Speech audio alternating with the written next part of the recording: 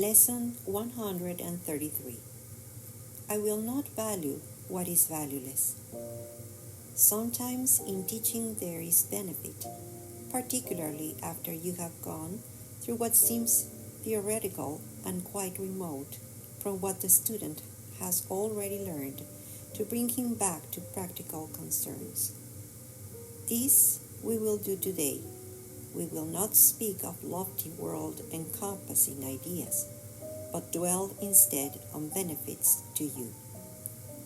You do not ask too much of life, but far too little. When you let your mind be drawn to bodily concerns, to things you buy, to eminence as valued by the world, you ask for sorrow, not for happiness. This course does not attempt to take from the little that you have. It does not try to substitute utopian ideas for satisfactions that the world contains. There are no satisfactions in the world. Today, we list the real criteria by which to test all things you think you want. Unless they meet these sound requirements, they are not worth desiring it at all, for they can but replace what offers more. The laws which govern choice you cannot make, no more than you can make alternatives from which to choose. The choosing you can do, indeed you must, and it is wise to learn the laws you set in motion when you choose and what alternatives you choose between. We have already stressed there are but two, however many there appear to be. The range is set, and this you cannot change. It would be most ungenerous to you to let alternatives be limitless and thus delay your final choice until you had considered all of them in time, and not being brought so clearly to the place where there is but one choice which must be made. Another kindly and related law is that there is no compromise in what your choice must bring. It cannot give you just a little, for there is no in between. Each choice you make brings everything to you or nothing. Therefore, if you learn the tests by which you can distinguish everything from nothing, you will make the better choice. First, if you choose a thing that will not last forever, what you choose is valueless. A temporary value is without all value. Time can never take away a value that is real. What fades and dies was never there, and makes no offering to him who chooses it. He is deceived by nothing in a form he thinks he likes. Next, if you choose to take a thing away from someone else, you will have nothing left. This is because you deny his right to everything you have denied your own. You therefore will not recognize the things you really have, denying they are there. Who seeks to take away has been deceived by the belief that loss can offer gain. Yet loss must offer loss and nothing more. Your next consideration is the one on which the others rest. Why is the choice you make of value to you? What attracts your mind to it? What purpose does it serve? Here it is easiest of all to be deceived, for what the ego wants, it fails to recognize.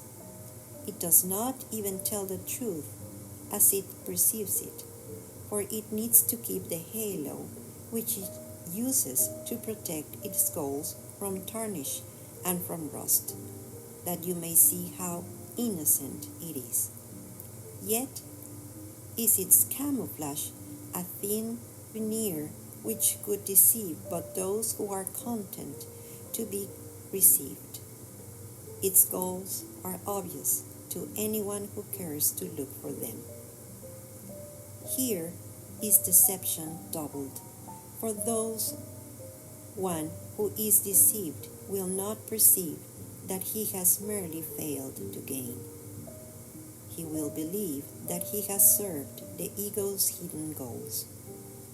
And though he tries to keep its halo clear within his vision, yet must he perceive its tarnished edges and its rusted core. His ineffectual mistakes appear as sins to him, because he looks upon the tarnish as his own, the rust a sign of deep unworthiness within himself. He who would still perceive the ego's goals and serve them as his own makes no mistakes, according to the dictates of his guide. This guidance teaches it is error to believe that sins are but mistakes, for who would suffer for his sins if this were so? And so we come to the criterion for choice, which is the hardest to believe, because its obviousness is overlaid with many levels of obscurity. If you feel any guilt about your choice, you have allowed the ego's goals to come between the real alternatives, and thus you do not realize there are but two. And the alternative you think you choose seems fearful and too dangerous to be nothingness it actually is.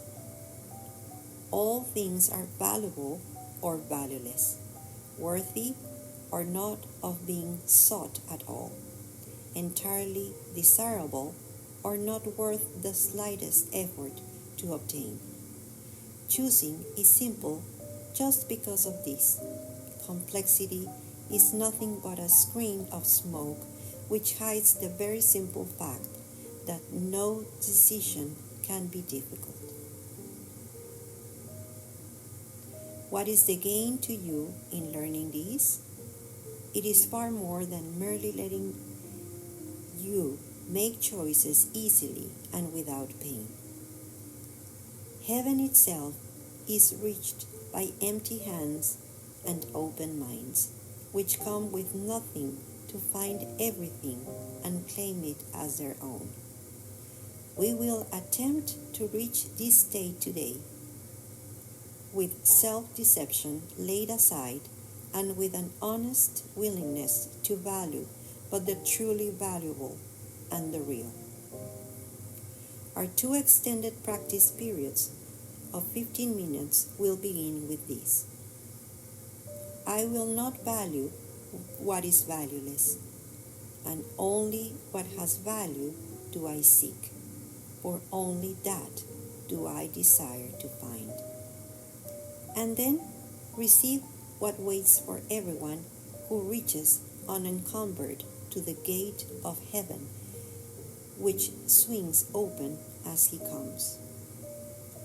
Should you begin to let yourself collect some needless burdens, or believe you see some difficult decisions facing you, be quick to answer with this simple thought: I will not value what is valueless, for what is valuable belongs to me.